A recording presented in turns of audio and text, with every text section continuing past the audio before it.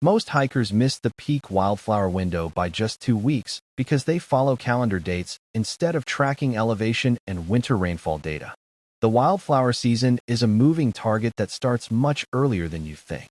By late February, California's Anza-Borrego desert is already exploding with desert sunflowers and sand verbena. The best access is the Borrego Palm Canyon Trail, a moderate 3-mile loop. While the desert heats up, the Pacific Northwest requires a different strategy. In April and May, the Columbia River Gorge offers the legendary Dog Mountain Trail. It's steep and demanding, gaining 2,800 feet, but the payout is fields of yellow balsam root overlooking the river. Access here is tricky due to popularity. Dog Mountain requires a permit on weekends during peak season, so consider the Columbia Gorge Express shuttle to avoid the parking nightmare. Alternatively, the Mosier Plateau offers similar views with significantly less elevation gain. On the East Coast, the Great Smoky Mountains put on a spectacular show in April, but it's subtle. Unlike open meadows, these are forest ephemerals like trillium and lady slipper orchids. The Porters Creek Trail is your best bet for density, offering an accessible 4-mile round trip on historic gravel roads. To time your hikes perfectly, you need to understand the relationship between altitude and bloom time.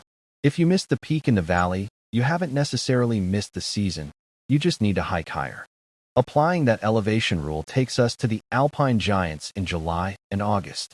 At Mt. Rainier in Washington, the Skyline Trail is the gold standard. It is a rigorous 5.5-mile loop where subalpine meadows of lupin and paintbrush frame the glaciated volcano. Similarly, Crested Butte in Colorado earns its title as the wildflower capital in July.